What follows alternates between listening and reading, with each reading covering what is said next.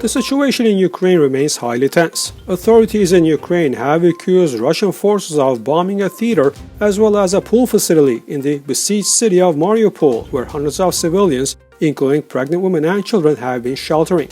Satellite images of the theater, shared by private satellite company Maxar, show the words "children" clearly etched out in the ground in Russian on either side of the building. The Russian Defense Ministry, however, denied attacking the building and accused the Azov Battalion, a far-right Ukrainian militia, of blowing it up, according to RIA news agency. It provided no evidence to support the allegation. Meanwhile, the Kremlin said that a neutral Ukraine along the lines of Sweden or Austria could be a possible compromise to end 3 weeks of onslaught in the East European nations.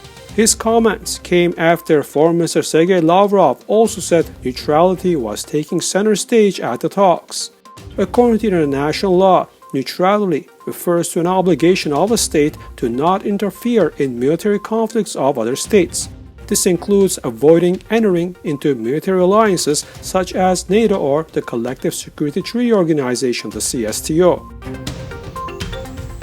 2 soldiers have been found dead in Armenia in a series of deaths confirmed in combat positions and military units. One of these Armenian soldiers was found dead with a gunshot wound to the jaw Wednesday in a combat position located in the southeastern direction of the country. A criminal case has been opened on the death under the article on causing to commit suicide. Meanwhile, on Thursday, Private Edward Rustamyan was found dead in a military unit located in the southern part of Armenia and with a gunshot wound as well. An investigation is underway to fully find out the circumstances of these incidents.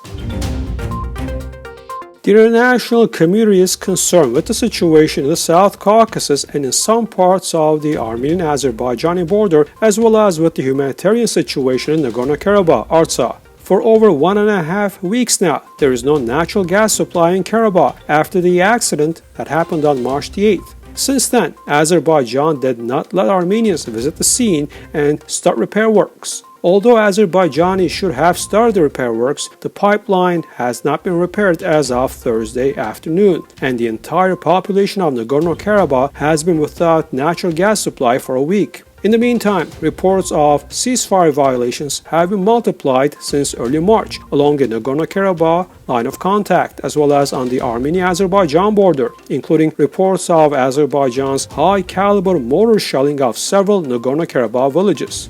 Over the past weeks, Azerbaijani army loudspeakers directed at these villages have been calling on the local Armenian population to leave the area, intensifying the psychological pressure and threatening the use of force.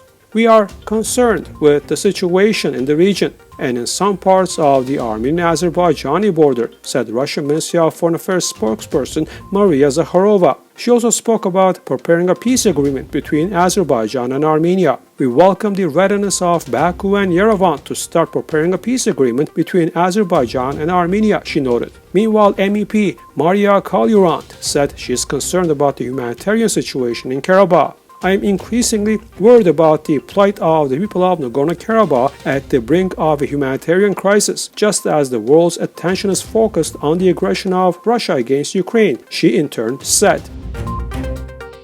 The Armenian authorities' statements that they are ready to negotiate peace talks with Azerbaijan and develop relations with Turkey provoked discussions. Protests were held Thursday in Yerevan near the Ministry of Foreign Affairs and the government buildings as the demonstrators said that the de facto authorities of Armenia continue the actions serving solely the interests of the Turkish-Azerbaijani tandem. We are here to raise our voice against the authorities serving pro-Turkish, Turkish-Azerbaijani interests, one of the protesters told reporters. The demonstrators said that the Armenian foreign minister does not represent the real interests of the Armenian people.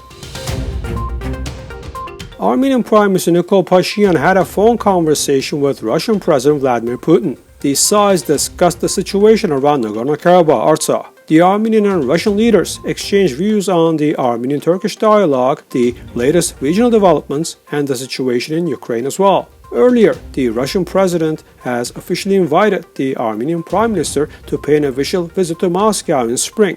The Armenian Prime Minister in turn invited Vladimir Putin to Armenia. Handelsbanken, a Swedish bank, will suspend financial transactions with Georgia and Armenia as of March the 21st, according to Georgia's business formula portal. And the reason for this decision is the Ukrainian crisis. The bank has confirmed that it will restrict the possibility of accounts with Georgia and Armenia, as the bank sees a high risk of transit transfers from these two countries to those under sanctions. According to Handelsbanken, this measure, however, will affect only a small number of people, most of whom are corporate clients.